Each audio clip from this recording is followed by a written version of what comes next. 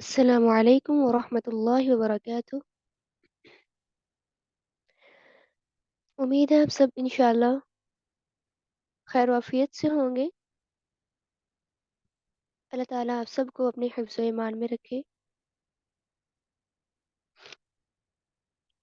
الحمد للہ رب العالمین، والصلاة والسلام على اشرف الانبیاء وسید المرسلین، اما بعد فاعوذ باللہ من الشیطان الرجیم، بسم اللہ الرحمن الرحیم۔ رب اشرح لي صدري ويسر لي امری واحلل عقدة من لساني يفقه قولي،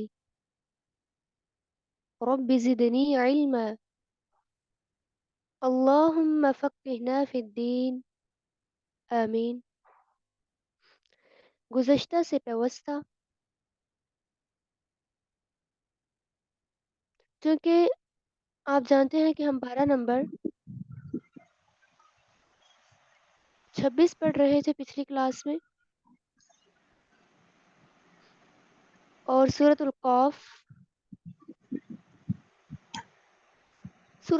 کی فضیلت رسول صلی اللہ علیہ وسلم عید کی نماز میں سورہ قاف اور اقتربت الساعہ پڑھا کرتے۔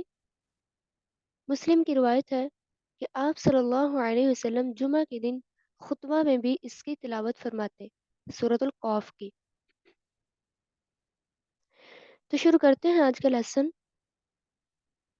بسم اللہ الرحمن الرحیم، قاف والقرآن المجید۔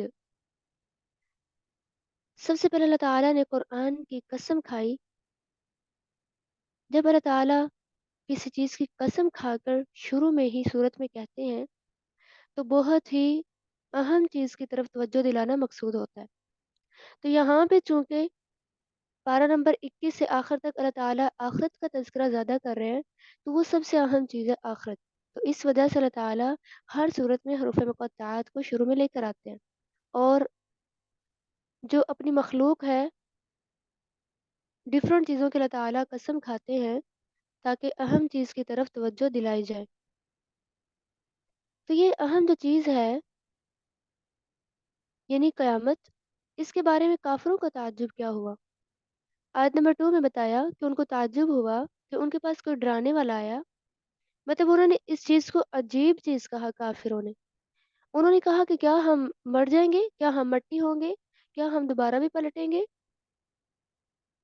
تو فرمایا ہم تو کچھ کمی نہیں کریں گے زمین سے، یعنی ہر چیز کی اللہ تعالیٰ حفاظت کر رہے ہیں تو ہر چیز کو نکال لیں گے۔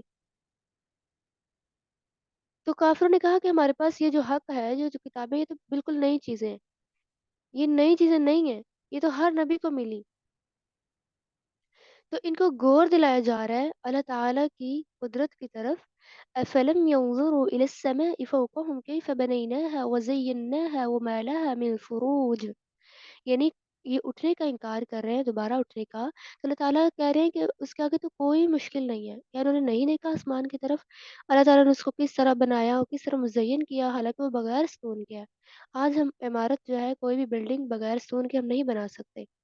پھر زمین پر اللہ تعالیٰ نے کیسے پہاڑ بنائے، مختلف قسم قسم کی جو ہے پودے وغیرہ بنائے تاکہ انسان ان کی طرف رجوع کرے، ان چیزوں کو دیکھ کر اللہ کی طرف رجوع اس کا پلٹے، اللہ تعالیٰ کی قدرت پر غور و فکر کرے۔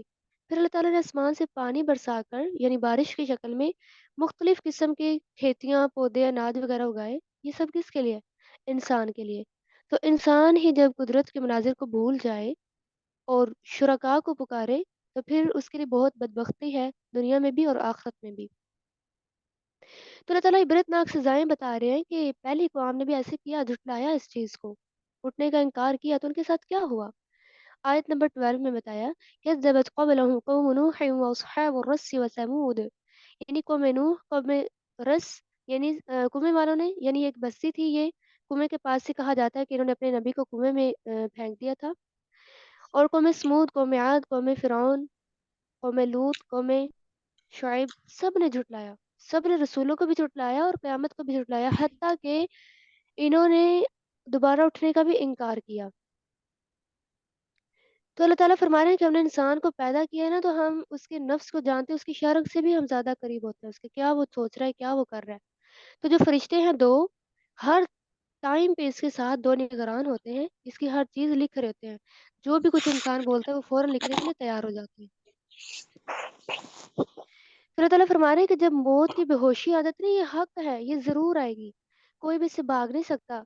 اور قیامت کا بھی منظر بتایا کہ اس دن سور پھونکا جائے گا، تو ہر جو ہوگا نا، ہر انسان اس کے ساتھ ایک گواہ بھی آئے گا، گواہی دینے والا، اور ہر کوئی ہانپتا ہوا آئے گا، کیونکہ اتنی دہشت ہوگی اس دن، اتنا خوف ہوگا انسان کے اوپر۔ تو اللہ تعالیٰ کہہ رہے ہیں اس دن انسان کی آنکھ سے پردہ ہٹا دیا جائے گا، یہ جو اب اس کے آنکھوں کے آگے اندھا پردہ آیا ہوا ہے نا، اندھا دھند یہ پیروی کر رہا ہے اس طرح کہ اس دن یہ سارا کچھ ہٹا دیا جائے گا۔ پھر انسان کہے گا کیا اپنے ساتھی کے بھی بارے میں؟ ہائے میرے پاس یہ کیا تیار ہو چکا ہے، یعنی اپنے اعمال نامہ کو جب دیکھے گا انسان تو کہے گا یہ میرے پاس کیا آ چکا ہے۔ تو پھر اس دن ایسا جو ناشکرا ہوگا، ایسا کافر جو ہوگا، جہنم میں ڈال دیا جائے گا۔ کیوں؟ کیونکہ یہ دنیا میں خیر سے بھی روکنے والا تھا۔ ایک خیر عبادت مراد لیا جاتا ہے، نیکی مراد لیا جاتا ہے، اور دوسرا خرچ کرنے سے مراد لیا جاتا ہے۔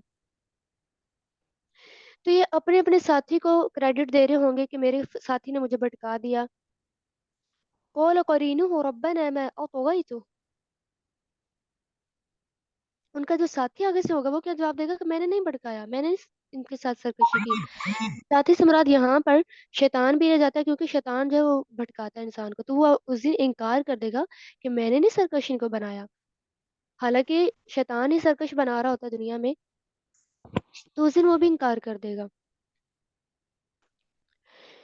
تو اللہ تعالیٰ اس دن کہیں گے میرے پاس تم آج نہ جھگڑو۔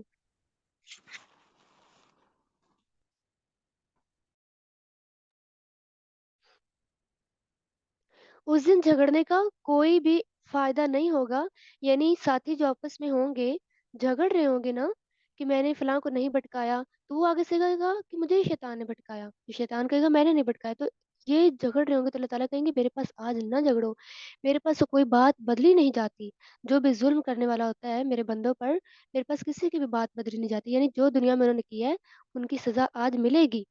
تو اس دن کیا اللہ تعالیٰ کریں گے؟ جہنم کو بھر دیں گے ایسے لوگوں سے۔ اللہ تعالیٰ نے چونکہ وعدہ کیا ہوا تھا نا، اور جو متقین ہوں گے ان کے لیے جنت کو بہت قریب لایا جائے گا۔ اب کتنی اچھی ان کی مہمان نوازی ہوگی نا، جنت کو بالکل قریب لایا جائے گا تاکہ جنت والوں کو تھوڑی تھکاوٹ بھی محسوس نہ ہو، آگے نہ جانا پڑے۔ تو پھر ان سے کہا کیا جائے گا؟ ادخلوها بسلام، سلامتی کے ساتھ داخل ہو جاؤ۔ یہاں سے پتہ چلتا ہے کہ جب انسان دنیا میں سلام زیادہ کرتا ہے نا، تو اس کو وہاں پہ بھی جا کے سلام پیش ہوگا۔ تو انسان وہاں پہ، یعنی جو جنتی ہوگا، جو چاہے گا اس کو ملے گا، زیادہ سے زیادہ ملے گا۔ تو اللہ تعالیٰ فرما رہے ہیں کہ جو پچھلی قومیں تھیں نا، انہوں نے اگر سرکشی کی تھی، ان کو اللہ تعالیٰ نے کس طرح پکڑا، کون سی پکڑ کے ساتھ پکڑا، اللہ تعالیٰ نے ان کو ہلاک کر دیا، ان کے لیے کوئی جائے پناہ نہ بچی۔ تو اس کے بعد اللہ تعالیٰ آپ صلی اللہ علیہ وسلم کو تسلی دے رہے ہیں آیت نمبر 39 میں، چونکہ آپ صلی اللہ علیہ وسلم کو ان کا بیہیو لوگوں کا نہیں پسند آ رہا تھا، آپ صلی اللہ علیہ وسلم بہت زیادہ پریشان ہو جاتے، تو اللہ تعالیٰ تسلی دیتے فوراً سے، فاصبر علی ما یقولون وسبح بحمد ربک قبل طلوع الشمس وقبل الغروب ومن اللیل فسبح وادبار السجود۔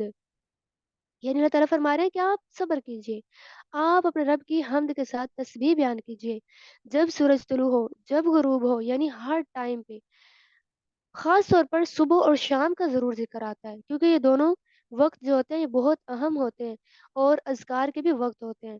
اللہ تعالیٰ پھر رات کا بھی بتا رہے ہیں، رات میں چونکہ انسان قیام کرتا ہے تب بھی تسبیح کرنی ہے، سجود کرنے زیادہ سے زیادہ، کیونکہ جب انسان سجدہ کرتا ہے نا تو اللہ تعالیٰ کے آگے سے اس کی زیادہ عاجزی آ جاتی ہے۔ تو اللہ تعالیٰ فرما رہے ہیں کہ اس دن ہر کوئی نکلے گا، اس دن چیخیں انسان کی نکل رہی ہوں گی، تو اللہ تعالیٰ فرمائیں گے کہ آج ہم ہی زندہ کرنے والے ہیں، ہماری ہی طرف لوٹنا ہے سب کو۔ اس دن کیا ہوگا؟ یوم تشقق الارض عنہم سراعا، زمین شک ہو جائے گی،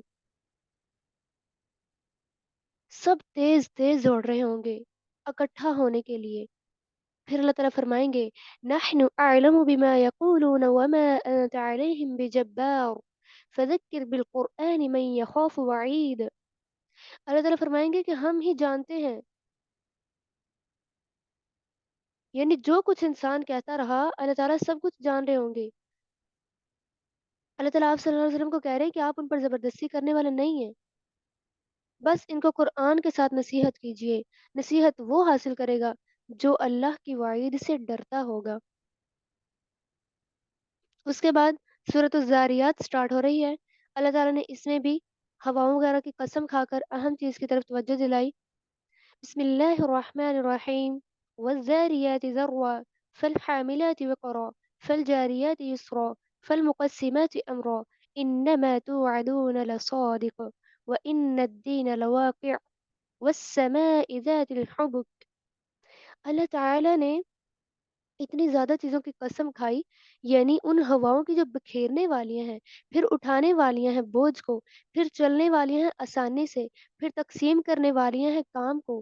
بے شک تم وعدہ کیے جاتے ہو جو سچا ہے، اور بے شک بدلے کا دن واقع ہونے والا ہے۔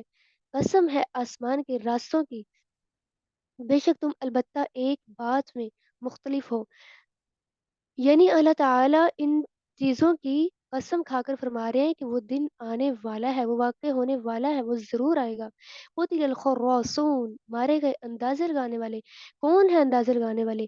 الذین هم فی غمرۃ ساہون، یعنی جو بھولے ہوئے ہیں، غفلت میں ہیں، اس دن کو بھولے ہوئے ہیں، اندازے لگاتے ہیں اب قیامت آئے گی، پتہ نہیں کب آئے گی، پتہ نہیں کب آئے گی، یعنی بولتے رہتے ہیں یسألون ایان یوم الدین، وہ سوال کرتے ہیں کہ کب ہوگا بدلے کا دن۔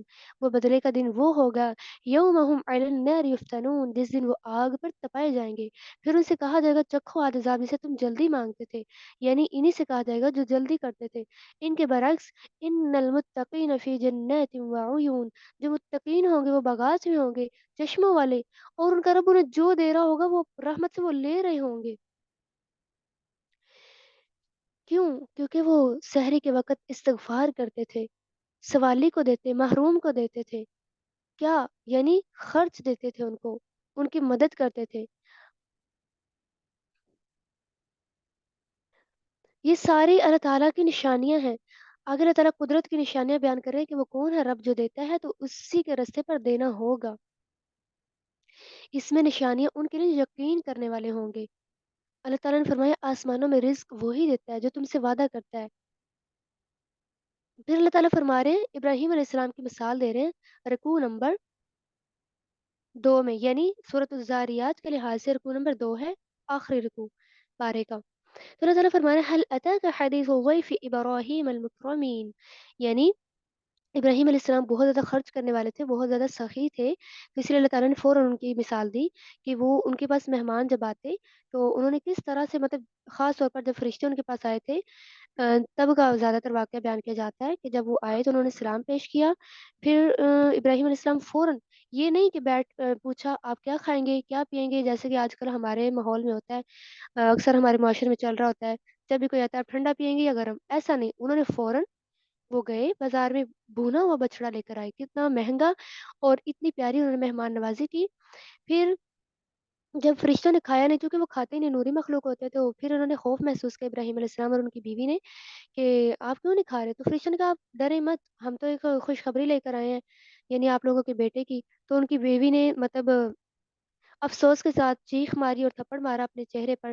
وہ تھپڑ مطلب ویسے نہیں تھا، غصے کے ساتھ انہوں نے ویسے سوچا، یعنی جب انسان کو اچانک خوشخبری ملتی ہے نا تو بہت زیادہ حیران ہو جاتا ہے، تو اسی وجہ سے وہ حیرانگی کی وجہ سے انہیں مارا۔ انہوں نے کہا کہ میں تو بانجھ ہوں، اسی لیے۔ تو فرشتوں نے کہا کہ حکمت والے اور علم والے کی طرف سے آئیے، یعنی اللہ کی طرف سے، تو انہوں نے فوراً اللہ کے حکم کو مان لیا۔ تو یہ ابراہیم علیہ السلام کی مہمان نوازی کا اور سخاوت کا یہاں سے پتہ چلتا ہے۔ تو اللہ تعالیٰ سے دعا ہے کہ اللہ تعالیٰ ہمیں بھی اتنا سخاوت والا بنائے، آمین۔ اس کے بعد پارہ نمبر 27 سٹارٹ ہو رہا ہے۔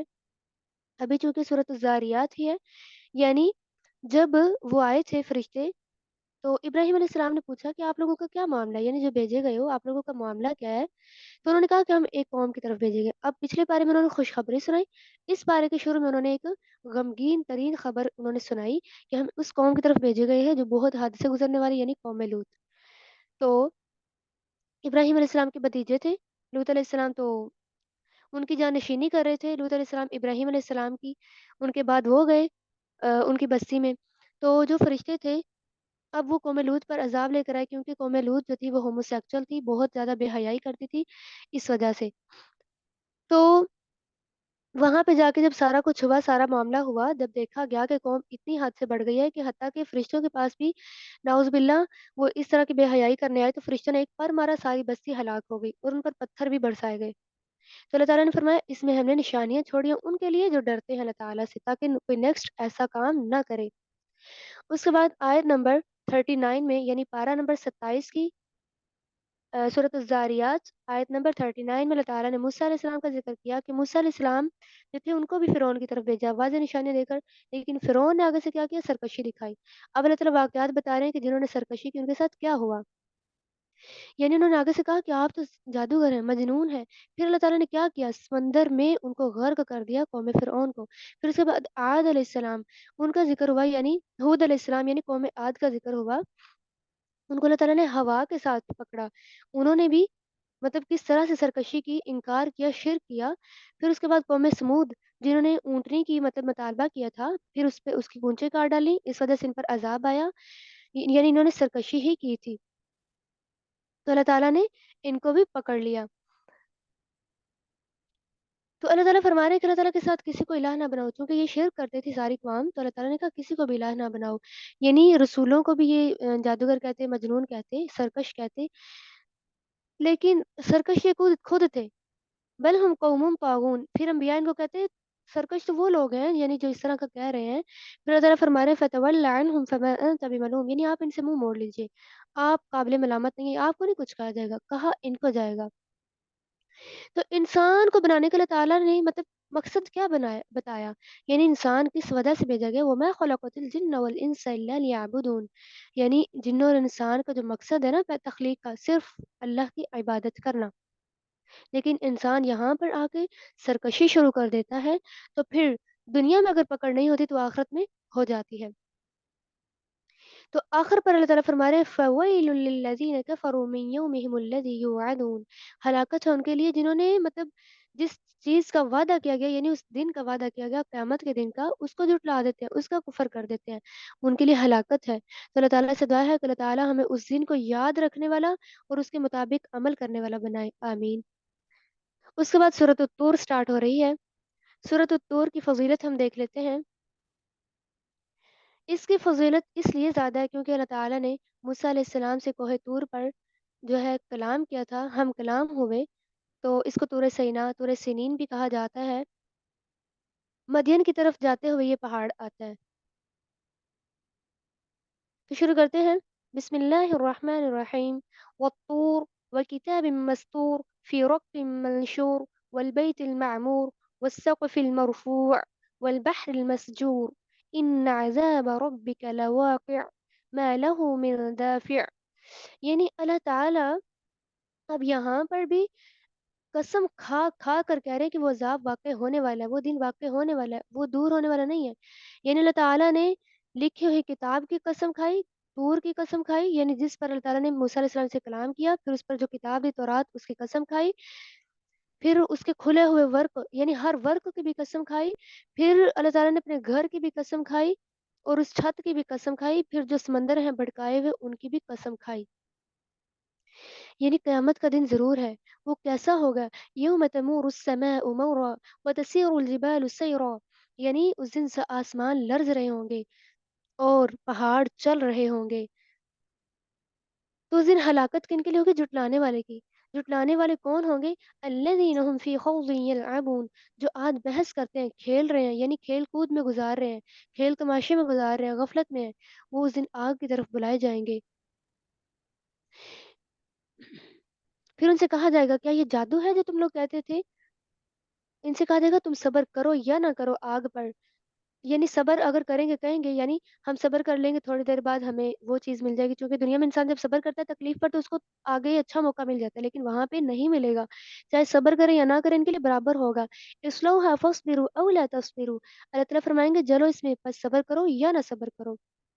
ان کے برعکس ان المتقین فی جنات و نعیم، جو متقی لوگ ہوں گے باغات میں، چشموں میں ہوں گے، ان پر وہ خوشیاں منا رہے ہوں گے۔ پھر ان سے کہا جائے گا کھاؤ پیو، متقین کے لیے تو قطاریں لگی ہوں گی تختوں کی، وہاں پر بیٹھے ہوں گے۔ اور اللہ تعالیٰ اولاد کی وجہ سے اگر ماں باپ کے درجات کم ہو رہے ہوں گے متقین کے، تو اولاد کے درجات لے کر اللہ تعالیٰ ماں باپ کو بھی جنت میں داخل کر دیں گے، اولاد کو بھی۔ اگر اولاد کے تھوڑے درجے کم ہو رہے ہوں گے تو اللہ تعالیٰ والدین کے جو ہے اعمال تھوڑے سے ملا کر اولاد کے ساتھ، یعنی یہ متقین کے ساتھ ہوگا، دوسروں کے ساتھ نہیں، پھر اللہ تعالیٰ ان کو اکٹھے رکھیں گے جنت میں۔ اللہ تعالیٰ ان کو الگ نہیں کرنا چاہ رہے ہوں گے، کیونکہ انسان کو فیملی کے ساتھ انجوائے کرنے میں زیادہ مزہ آتا ہے، اسی لیے اللہ تعالیٰ ان کو اکٹھا کر دیں گے۔ پھر ان کو کہا جائے گا، سورۃ الطور آیت نمبر 20 ہے، ابھی پیچھے ذکر ہوا، یعنی متقین کی صفات بیان کی گئیں اور اسی کے ساتھ اللہ تعالیٰ انعامات کا تذکرہ کر رہے ہیں۔ تو آیت نمبر 22 آ گئی ہے، یعنی ادھر ان کو گوشت بھی پیش کیا جائے گا اور جو کچھ چاہیں گے ان کو خواہش کے مطابق ملے گا۔ وہاں پہ جا کے یعنی ایسی شراب بھی ملے گی جہاں پہ چھینا چپٹی کریں گے، یعنی ہر ایک سے چھین رہے ہوں گے۔ اس میں نہ تو کوئی لغو بات ہوگی نہ کوئی گناہ ہوگا، کیونکہ دنیا میں شراب پینے سے بہت گناہ ہوتا ہے۔ یہ شراب تو انسان کو بے ہوش کر دیتی ہے، لیکن وہ شراب جو ہوگی نا وہ تو بہت ہی اچھی ہوگی، اور نہ اس سے سر میں درد ہوگا اور نہ انسان کی طبیعت خراب ہوگی۔ اور وہ دیں گے کون؟ 9 عمر خادم جو ہوں گے، ان کی 9 عمر ہوگی اور وہ پیش کر رہے ہوں گے، اور جنتی ہر ایک سے سوال کر رہے ہوں گے، تو کہیں گے اللہ تعالیٰ نے ہم پر احسان کیا، اس نے ہمیں آگ سے بچایا۔ تو اللہ تعالیٰ کہہ رہے ہیں اس سے نصیحت کون پکڑے؟ یعنی جو کاہن ہے، مجنون ہے، یہ نصیحت نہیں پکڑتے، پکڑنی چاہیے۔ یہ کہتے ہیں، یعنی جب ان کی طرف بھیجا جائے کوئی بھی نبی تو کہتے ہیں یہ شاعر ہے، نعوذ باللہ ایسے کہتے ہیں، اور ان کو کوئی ڈر نہیں ہوتا قیامت آنی ہے کہ نہیں آنی، اس لیے کہا ان سے کہہ دیجئے انتظار کرو، ہم بھی انتظار کرنے والے ہیں۔ یہ صرف ان کی عقلیں جو ہیں وہ زائل ہوئی پڑی ہیں اس وجہ سے۔ اب رکوع نمبر 2 میں، یعنی سورۃ الطور رکوع نمبر 2 میں اللہ تعالیٰ کیا بتا رہے ہیں، یعنی سارا جو یہ سرکش ہیں ان کی اب عقلوں کے بارے میں بتایا جا رہا ہے کہ ان کی عقلیں زائل ہوئی پڑی ہیں، انتظار کریں ان کے بارے میں، یہ بھی انتظار کریں اور ہم بھی۔ تو اللہ تعالیٰ بتا رہے ہیں ام خلقوا من غیر شیء ام هم الخالقون، یعنی یہ جو شرکاء کو یعنی یہ مان رہے ہیں کہ انہوں نے کچھ پیدا کیا، پیدا تو اللہ تعالیٰ نے کیا۔ کیا ان کے شرکاء نے آسمان و زمین بنائے؟ کیا ان کے پاس خزانے ہیں؟ کیا ان کے پاس کوئی سیڑھی ہے جس پر وہ چڑھ رہے ہیں؟ کوئی دلیل تو لائیں۔ دلیل نہیں ہے، شرک کی کوئی دلیل نہیں ہے، وہ تو خود بنائے گئے ہیں بت، وہ کچھ نہیں بنا سکتے۔ تو اللہ تعالیٰ فرما رہے ہیں ان کے پاس کوئی غیب ہے کہ یہ لکھ رہے ہیں غیب؟ ان کے پاس کچھ بھی نہیں، غیب تو اللہ تعالیٰ کے پاس ہے۔ سبحان اللہ عما یشرکون، اللہ تعالیٰ تو پاک ہے جسے یہ شریک ٹھہراتے ہیں۔ اللہ تعالیٰ فرما رہے ہیں کہ انہوں نے آسمان کی طرف نہیں دیکھا، بادلوں کی طرف نہیں دیکھا کس طرح تہ بتہ بنائے، پھر فرمایا ان کو ڈرائیے قیامت کے دن سے۔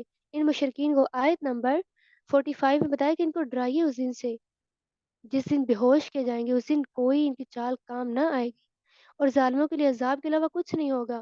اسی لیے آپ صلی اللہ علیہ وسلم سے فرمایا وَاصْبِرْ لِحُکْمِ رَبِّکَ فَإِنَّکَ بِأَعْیُنِنَا وَسَبِّحْ بِحَمْدِ رَبِّکَ حِینَ تَقُومُ وَمِنَ اللَّیلِ فَسَبِّحْهُ وَإِدْبَارَ النُّجُومِ، آپ صبر کیجئے اپنے رب کے حکم سے، بے شک آپ تو ہماری نگاہوں کے سامنے ہیں۔ اپنے رب کی تسبیح کیجئے جس وقت آپ کھڑے ہوتے ہیں، رات کو تسبیح کیجئے، اور پلٹنے کے بعد یعنی ستاروں کے پلٹنے کے بعد یعنی رات کو قیام کیجئے، دن کو تسبیح کیجئے۔ تو یہ اللہ تعالیٰ آپ صلی اللہ علیہ وسلم کو سکھا رہے ہیں کہ آپ ان پر صبر کیجئے، آپ نے ایسا کام نہیں کرنا، جو آپ کو بتایا جا رہے ہیں یہ کام کریں۔ تو اللہ تعالیٰ سے دعا ہے کہ اللہ تعالیٰ ہمیں بھی دن رات ایسے ہی کام کرنے کی توفیق عطا فرمائے، آمین۔ اس کے بعد سورۃ النجم سٹارٹ ہو رہی ہے۔ سورۃ النجم کی فضیلت دیکھ لیتے ہیں۔ رسول صلی اللہ علیہ وسلم نے سجدہ کیا، آپ صلی اللہ علیہ وسلم کے پیچھے سب نے سجدہ کیا، چونکہ اس صورت میں سجدہ آ رہا ہے اس وجہ سے۔ تو ایک شخص نے نہیں کیا تھا، اس نے ایک مٹی کی مٹھی لی اور مطلب اس نے مٹھی جو مٹھی تھی اس میں مٹی بھری ہاتھ کی مٹھی میں، اس نے ماتھے سے لگائی بجائے سجدہ کرنے سے، یعنی اس نے سجدہ نہیں کیا، نیچے سے مٹھی اٹھا کر اس نے ماتھے پہ لگا لی، تو اس کو حالت کفر میں مارا گیا، وہ تھا امیہ بن خلف۔ تو یہاں سے سجدے کی اہمیت بہت واضح ہوتی ہے کہ جو اس میں سجدہ آتا ہے قرآن پاک میں فوراً سجدہ کیا جائے۔ یہ ہو سکتا ہے کہ آپ بیٹھے ہوئے ہیں، کوئی لیکچر چل رہا ہے، جتنے بھی اندر سجدے آ رہے ہیں اکٹھے آ رہے ہیں، آپ مطلب الگ الگ نہ بھی کریں، جب لیکچر مکمل ہو جائے یا آپ کوئی لیسن پڑھ رہے ہیں جس میں سارے سجدے اکٹھے آ رہے ہیں، تو آپ ان سب سجدوں کے بعد اکٹھے کر سکتے ہیں، یعنی ایک ہی ٹائم پہ، لیکن زیادہ ٹائم گزار کر نہیں۔ تو شروع کرتے ہیں۔ بسم اللہ الرحمن الرحیم۔ والنجم اذا هوى ما ضل صاحبكم وما غوى وما ينطق عن الهوى ان هو الا وحي يوحى علمه شديد القوى ذو مرة فاستوى وهو بالأفق الأعلى ثم دنا فتدلى فكان قاب قوسين أو أدنى۔ یعنی اللہ تعالیٰ یہاں پر اتنے زیادہ چیزوں کی اب قسم کھا رہے ہیں، یعنی ستارے کے گرنے کی قسم، یعنی آپ کا ساتھی بھولا ہوا نہیں، بھٹکا ہوا نہیں، کیونکہ آپ صلی اللہ علیہ وسلم کو بہت باتیں کرتے لوگ، تو اس وجہ سے فرمایا آپ کا ساتھی بھولا ہوا نہیں ہے، وہ اپنی خواہش نفس سے نہیں بولتا، وہ تو صرف وہی کی پیروی کرتا ہے۔ اس وہی کو سکھایا کس نے ہے؟ ایک قوت والے نے، بڑے زور والے نے۔ کب؟ جب وہ سیدھا کھڑا ہوا، یعنی آپ صلی اللہ علیہ وسلم کی بات ہو رہی ہے، پھر کنارے پر بلند کنارے پر کھڑا ہوا، پھر ادھر گیا، مطلب یہ سارا آپ آگے بتایا جائے گا۔ اس سے مراد یہ ہے شدید القوا، یعنی جبریل علیہ السلام نے سکھایا، وہ وہی لے کر آتے تھے۔ ذو مرتن کا لفظ حسن و جمال اور قوت والا ہے۔ بالافق الاعلی، یہ اس سے مراد ہے وہ کنارہ جہاں زمین اور آسمان مل رہے ہوتے ہیں، وہاں پر کلام کیا جب جبریل علیہ السلام سے آپ صلی اللہ علیہ وسلم نے۔ اکرمہ کہتے ہیں کہ اس سے مراد جہاں سے صبح کی روشنی نمودار ہوتی ہے۔ مجاہد کہتے ہیں سورج کے طلوع ہونے کی جگہ مراد ہے۔ اس کے بعد یعنی دو کمانوں کو رکھا جائے گا، یعنی آگے بتایا جا رہا ہے فَكَانَ قَابَ قَوْسَيْنِ أَوْ أَدْنَىٰ، یعنی اس سے مراد یہ دو کمانوں کو رکھا جائے، جتنا ان دونوں کے درمیان فاصلہ ہوتا ہے اتنا ان کے درمیان فاصلہ تھا، یعنی جب دو کمانوں پر گئے، آمنے سامنے ہوئے آپ صلی اللہ علیہ وسلم اور جبریل علیہ السلام، دو کمانوں کا ان کے درمیان فاصلہ تھا، چونکہ جبریل علیہ السلام کے پر بہت بڑے تھے، ایک شان و قوت بہت زیادہ تھی، قوت والے تھے، ڈر بھی ہوتا ہے، اس لیے تھوڑا دور تھے۔ کمان چونکہ گلیل کی طرح ہوتی ہے جس کے ساتھ بچے کھیلتے ہیں، تو مطلب اتنا اس طرح کا فاصلہ تھا۔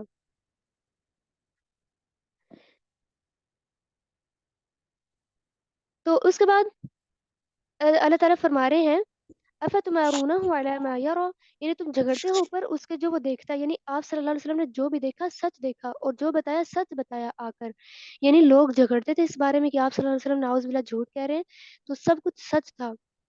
یہ کہاں پہ سارا تھا؟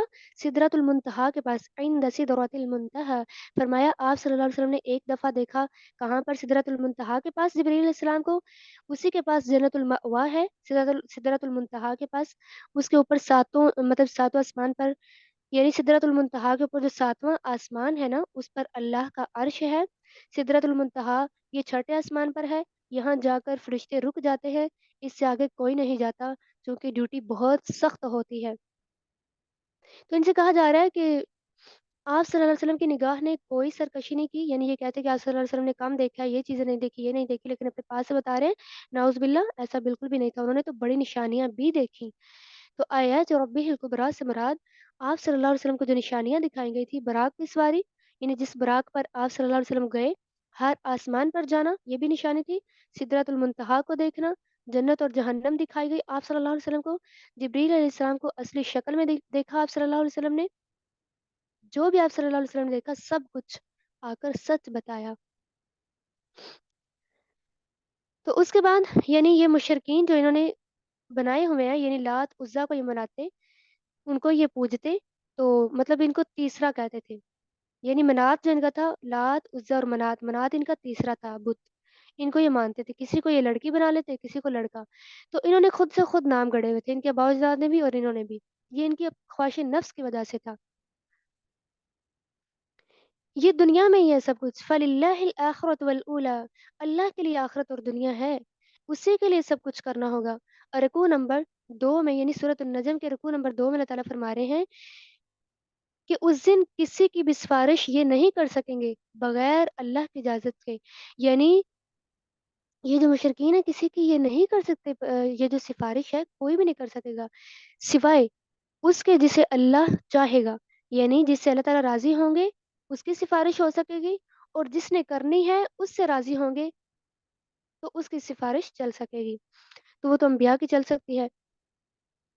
یعنی یہ جو ہیں مشرکین، یہ عورتوں کا نام دیتے فرشتوں کو بھی، نعوذ باللہ، یعنی اللہ کی بیٹیاں قرار دیتے، کبھی کیا قرار دیتے، کبھی کیا، تو انہوں نے ایک گمان بنائے ہوئے تھے۔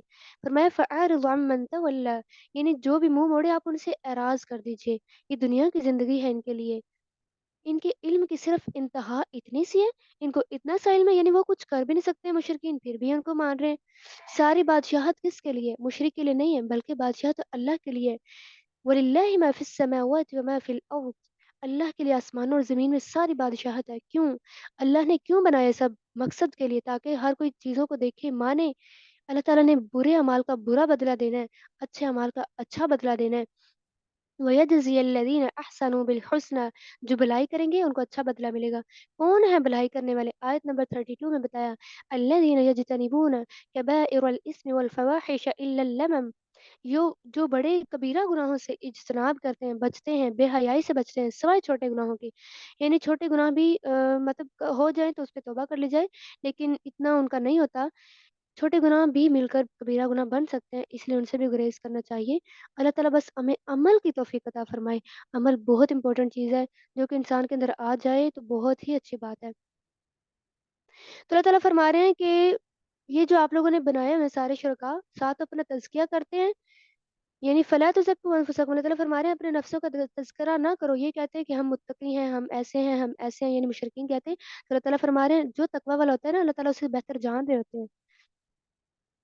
تو رکوع نمبر 3 میں، یعنی سورۃ النجم کے رکوع نمبر 3 میں اللہ تعالیٰ آگے کیا فرما رہے ہیں؟ افرأیت الذی تولی، یعنی یہ جو تھے منہ موڑنے والے تھے، اور اللہ تعالیٰ فرما رہے ہیں کہ آپ نے ان کو دیکھا کس طرح یہ منہ موڑتے ہیں اور یہ دیتے بھی نہیں، یعنی کس نے دیا؟ اللہ تعالیٰ نے مال دیا نا، تو اس کے رستے میں خرچ بھی کرنا چاہیے، یہ روک لیتے ہیں۔ کیا ان کو غیب کا علم ہے؟ یعنی یہ اس وجہ سے روکتے ہیں کہ پتہ نہیں ہمیں بعد میں ملے گا نہیں، ہمارا ختم ہو جائے گا۔ تو اللہ تعالیٰ نے فرمایا کیا تم لوگوں نے نہیں دیکھا؟ وَإِبْرَاهِيمَ الَّذِي وَفَّى، یعنی اللہ تعالیٰ نے ابراہیم علیہ السلام کی صفت بتائی کہ وہ بھی تو خرچ کرتے تھے، تو اللہ تعالیٰ دیتے چلے گئے، حتیٰ کہ بیٹے کی بھی خوشخبری سنا دی۔ تو خرچ کرنے سے بلائیں بھی ٹل جاتی ہیں، اس سے پتہ چلتا ہے کہ خرچ کرنے کی بہت ہی اہمیت ہے۔ تو ہر ایک کو پورا پورا بدلہ دیا جائے گا، جو بھی کسی نے کمایا ہوا وہی زندہ کرے گا اللہ تعالیٰ، وہی موت دے گا، تو اسی کے لیے ہی سب کچھ کرنا ہوگا۔ تو جو انہوں نے اللہ کے سوا یعنی کہ بنائے ہوئے ہیں، یہ کہتے ہیں کہ مشرکین جو ہے وہ بناتے ہیں، لڑکے لڑکے وہ دیتے ہیں۔ آج کل درباروں میں بھی جاتے ہیں لوگ، لیکن یہ بہت ہی ناگوار بات ہے، وہ کچھ نہیں دے سکتے، وہ تو خود اپنے حالات سے واقف نہیں ہے کہ ان کے ساتھ کیا کیا جائے گا۔ یعنی مشرکین نے کچھ بھی نہیں کیا، نہ وہ انہوں نے نر بنائے، نہ انہوں نے مادہ بنایا، کیا انہوں نے نطفہ ٹپکایا؟ وہ تو اللہ تعالیٰ نطفہ ٹپکاتے ہیں نا ماں کے رحم میں، تو پھر ایک بچہ بن جاتا ہے، یعنی اللہ تعالیٰ غنی کرتے ہیں نا۔ تو وہی رب الشعراء، یعنی وہ شعراء ستارے کا رب ہے۔ یہ جو ستارہ ہے نا، لوگ اس کے حوالے سے بتاتے ہیں کہ اس ستارے کی وجہ سے ایسا ہمارا ہو گیا، یہ ہو گیا، فلاں ہو گیا، یہ بلا ٹل گئی، نہیں، نعوذ باللہ، یہ ایسا نہیں کہنا چاہیے، وہ تو اللہ تعالیٰ کی مخلوق ہے ستارہ خود بھی، تو اللہ تعالیٰ کرتے ہیں جو بھی کرتے ہیں، اللہ کی عزت سے ہوتا ہے، اس لیے اللہ تعالیٰ نے اس ستارے کی قسم کھائی۔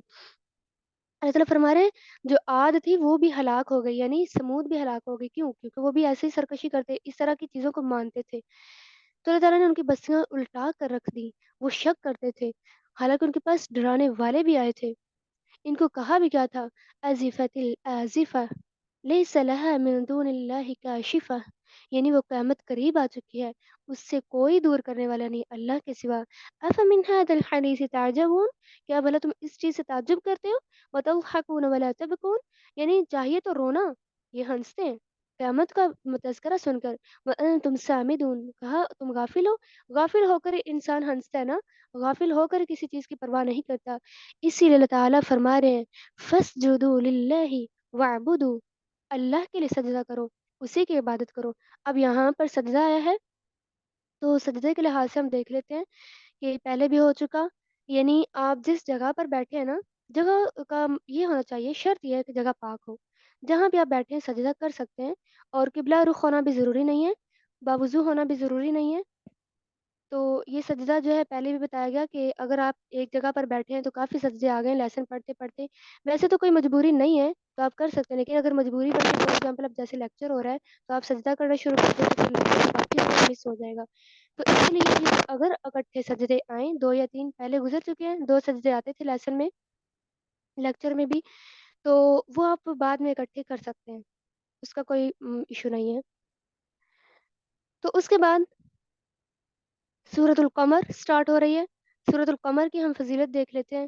یہ ان صورتوں میں سے ہے، آپ صلی اللہ علیہ وسلم عید کی نماز میں پڑھتے، اس میں چاند کے 2 ٹکڑے ہونے کا ذکر ہے، اس لیے اس کا